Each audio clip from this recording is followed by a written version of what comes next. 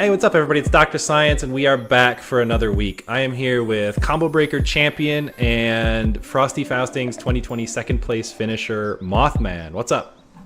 Hey, what's up, guys? And he is going to tell me, why should I play Yatterman 2? The way I see it, Yatterman 2 is just a really solid, like, jack-of-all-trades character. She has a lot of tools that are really strong and usually pretty safe. And you can really just play how you want. She can rush down, you can keep away. She can get big damage. She can build a lot of meter.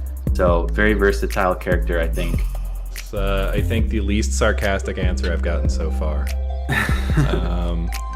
So first off, let's talk about her mobility.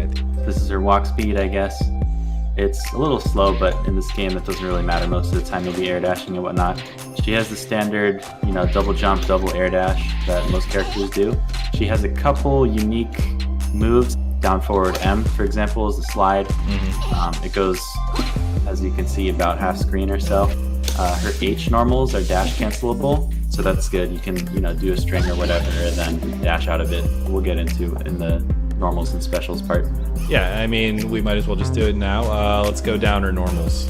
All right, so stand jab, it's really good, really long range, and it's good for confirming. Like if you just normal jump, whoops. Oh yeah. The low light is also rapid fire and comboable, so you can confirm off that. Stand M is actually 3 hits, and you can cancel any hit of that, obviously, depending on what you want to do.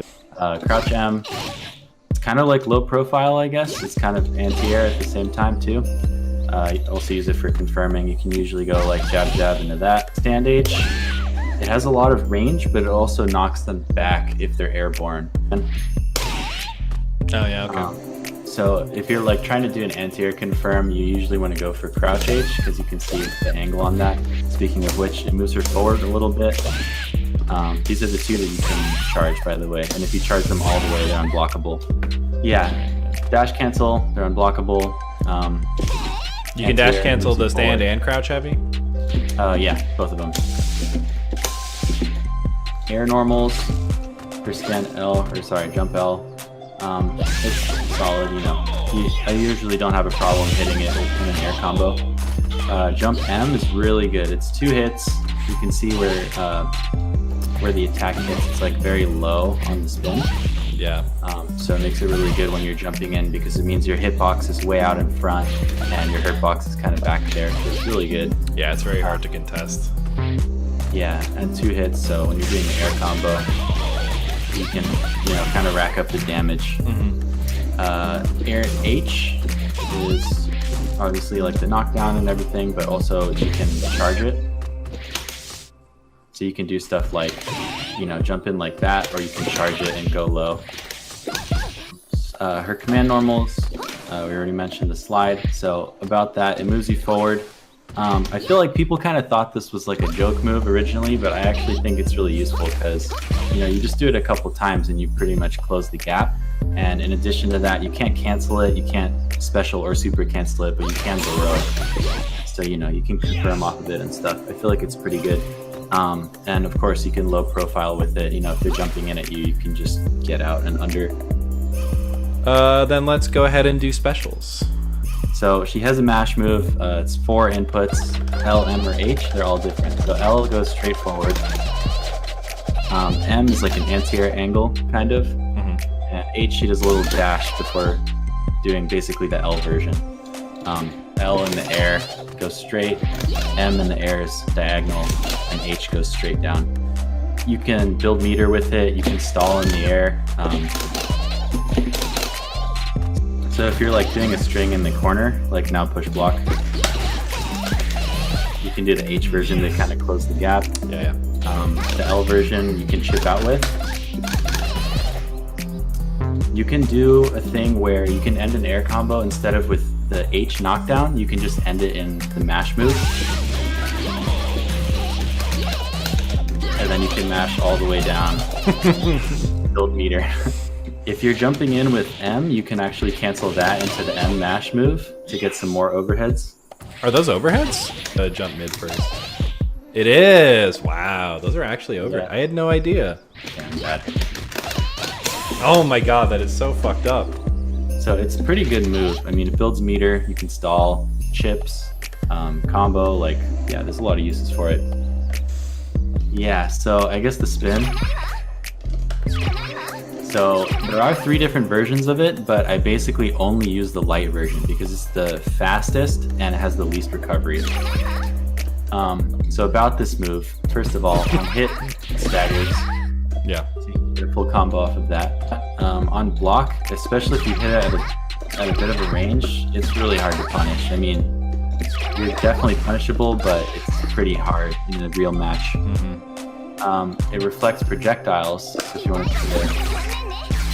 Yeah, so the interesting thing about it is no matter what kind of non-super projectile hits the spin, it always turns into that little yellow projectile. It's always that same one. And also, it is a really easy way to combo into level 3. You know, you can just do any string you want. Which we'll do the level 3 later. Yeah, we'll get into that. Yeah, so spin, super good. I think it's like 2 or 3 frames, probably like 3 frames. So it's basically like a jab that's super hard to punish. Daggers, you get a full combo off of it, and you can even anti-air, like if you can confirm like that. For me, one of like the most irritating things is like it's so active that if she whiffs it, like there's nowhere to punish her. Yep, so that's the spin. Best move. Best move. What's next? I guess we can do the command dash and its follow-ups. So this is another move that's a little complicated. Basically, this is her quarter circle forward, and depending whether you do LM or H, the range of her dash is different, first of all. So that's the L, maybe like quarter screen, but H is maybe a third or more of the screen. There's follow-ups to this move, and you can see that in the L dash, she recovers a lot faster than in the H dash. So you have more time to do follow-ups with the H. Okay. The L is a straightforward hit. Probably the most important one is the M follow-up. Everyone loves that. It's the overhead. The cheap thing is you can always cover it with an assist. And basically you just do it. If it hits, you get the combo. If they block it, you're safe. And the H follow-up is a low. So basically tend to use the M and H ones more because that's the mix-up right there. If you do the H dash right there, you can do some tricky stuff where you can like cross under. So that's basically like her bread and butter. It's like you do a string, you can hit confirm. If it goes into a hit, you can spin, and if not, you basically do the dash into overhead and call assist or low. Or you can do a late throw into a follow-up. Oh yeah, and the H1 OTGs. I forgot to Yeah. Okay, so what have we done? Mash. We've done mash, dash, we've done spin. I think we just had the fireball. The fireball. Okay. So this also has 3 versions. L goes at an angle and it'll bounce off the edges of the screen. M goes straight. And when the fireball hits, it'll actually stagger them just like the spin. The H version goes straight up.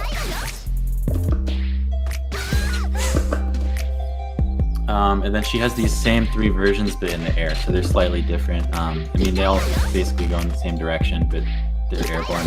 So L1, the diagonal. M, you've already seen. Then H still goes up. So yeah, it's good to know you can do this in the air. It's really good on incoming. Basically, if you just do the M1, just imagine there's no character there. So that's bouncing back and forth. You can do a slide underneath them, and the fireball will basically cover you no matter which side you end up on. They get hit, they'll get staggered, and you have forever to confirm. If not, you have the blocks done, you can do a mix-up. Let's talk about her supers. Alright, so her quarter circle forward super. So if you just let it rock, like no additional inputs, it just kind of bounces around. You can also hold it up to 2 different versions. So that's the first one. You can see that angle. And then if you hold it all the way, it's huge, but it basically can't go anywhere. I think it's important to note that yours is a star and mine's a heart. What? Yeah. Dude, I've never noticed that in my life. I think it's like a P1, P2 difference, isn't it? It must be an outfit thing. Might be an outfit thing. I don't know. Everyone will say, oh, you're just better off spending this on robot or level 3. But it has a couple uses from here. You can just go straight into it. And basically, if they get up, you just let it rock and you have some pressure.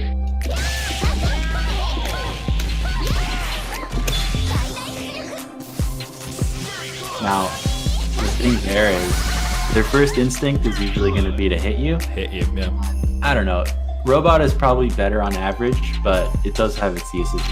So the next level 1 is Robot, of course. This is what the character's all about. So basically, the Robot comes out. He has a few different attacks. That was the headbutt. That's the butt slam. He has all the E-Honda moves. That's the 100-hand slap. Yep. Perfect. That was a good robot. So you cannot control the robot at all. It's just in the background, and it basically attacks right when you do the super, and then it attacks 3 more times, so 4 total. It's kind of random, but it can usually save you if you're getting comboed. It's a good alternative to burst, because of course burst costs 2 meters, robot only costs 1. Yeah, exactly. So the other thing is, he can mess up your combos too. Because the robot's hits all cause really short hit stun. So when you have the robot out, the damage is more about stray hits, firm, but you see the robot coming, you can just do like a couple H's into that or something and see that was like 7 billion. So yeah, definitely one of the better supers in the game, I think. Yeah, it's really strong. And so when the robot hits you in the air, every hit kind of drags you down. Especially the multi-hit move, it'll kind of just slowly sink the character who's getting hit. So that's important to keep in mind because you can actually confirm off of the robot if you understand that properly. You can counteract the robot sinking them with just doing an attack. So if you just jab a bunch while the robot's hitting, you'll kind of balance out the character's height. Yeah. The point is it is possible to confirm off of it. And all you need to do is hit them a lot. So the 2 ways that I like to do that are jab a bunch, or you can just do stand down. Since it's 3 hits. Yeah, one other thing that I wanted to point out about the robot is that you can Mega Crash it away. And Get out of here. if you're going to Mega Crash the robot, it's probably worth it to try to get Yatterman too as well.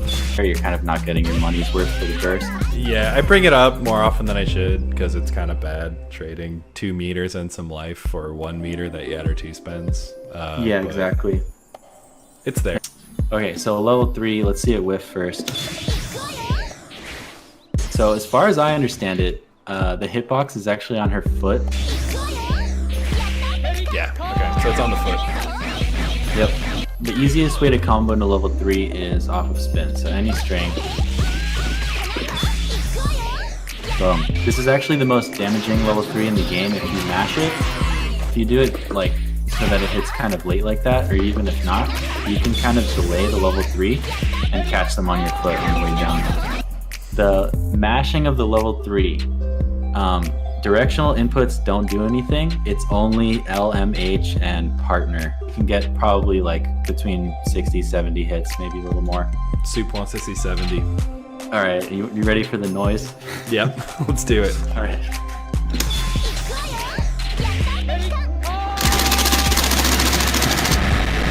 Hey, easy. Anyways. Wow. Yeah, I heard that there's like a theoretical cap of 100 hits, but I've never been able to break Yeah, like I mean, maybe. It 75-ish. might be like 1 a frame or some shit. Who knows? But let's do her throws. Okay. Yeah, so grounded forward throw. It leaves them on the ground for a sec, so you can actually OTG with the H follow-up. Back throw, same thing. Oops.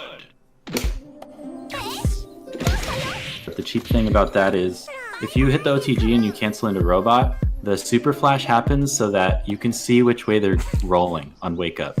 Yeah.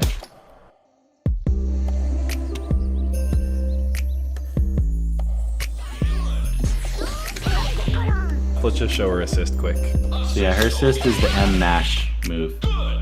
It's really bad mid-screen. It doesn't really have uses. It's just basically an anti-air. You're not going to get much use of it mid-screen. And if they're crouching, then it's usually gonna whiff.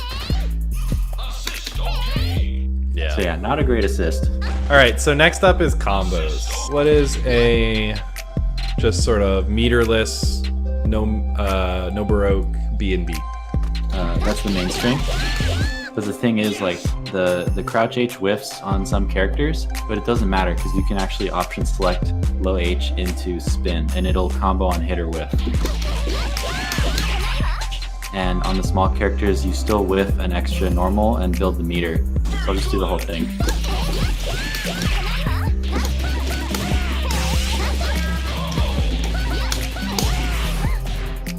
You want to end up so that they're getting hit by kind of the top of your spin. That way when you do the H, you'll have the most time to land and have time to do the OG.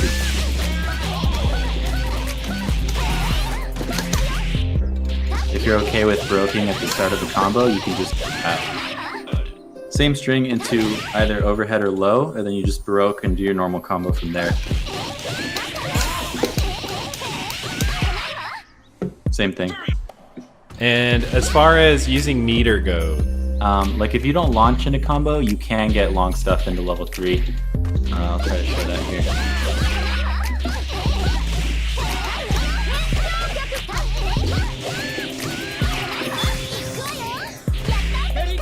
So you see, you rack up like 15 billion or so, but 3. But if you launch, yeah, it's basically impossible to get a level 3 as far as I know. okay. Next, let's just talk about sort of general Yatter 2 gameplay. What's kind of her game plan? Yeah, like I said, jack of all trades. I think you just basically want to play her as annoying as possible. Kind of hit and run, go in and out pretty much whenever you want. Cover yourself with assists and robot to stay safe. And then the moment you get a hit, of course, you want to go into air combo, build the most meter you can, and call robot out. From here, you can chip them out. You can rack up straight hits, you can do mix-ups. Hopefully by the time robot expires, you've built a good amount of bar so that when you hit, you'll be meter positive. You can just call another robot and basically just keep that going for as long as you can. So I just try to avoid getting hit by throwing out huge moves with good hitboxes, doing spins, stay safe. And yeah, that's pretty much it. I mean, yeah, I guess I do tend to gravitate towards offense, but that's mostly just because the assist is so good. Like, I can stay safe no matter what. Also, she has some resets. I guess that's worth mentioning. You can do stuff like this.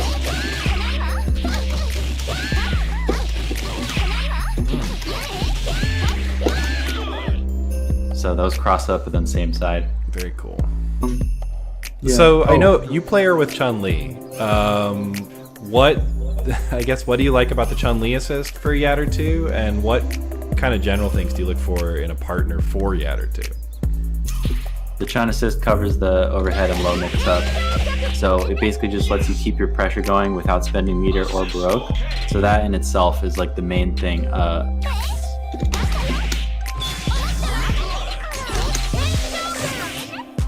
So you can set up like little unblockable stuff like that, but there's assists that are way better for doing that, like Polymar, of course. He has the 4 kicks assist, and it locks him down long enough so you can actually get a fully charged H. The other reason why I picked Chun is because I feel like she's just a character that can do well on her own, on Anchor. So I can just basically have the assist to then put up a fair fight if Yatterman 2 dies. I don't know, do you know any other good like Yatterman 2 teams? I mean, thing is, like, she's just got like such good neutral options that like basically you just sort of throw any assist after this and it's enough to cover it and keep your pressure going. Yeah. I think the other team that I play her on is Duranjo Yatterman 2. Just because like Duranjo doesn't really need an assist, and Yatterman 2's subpar assist is just like a combo extender that works, so it's like fine. And that way Duranjo can just be the battery and Yatterman 2 can come in and spend all the meter. So I feel like there's a few possibilities, but from what I've played, this team is just the best because the rushdown is relentless. What do you say we take it to a 3 out of 5 set and you can demonstrate some of the techniques you have just talked about? Let's do it. All right, let's do it.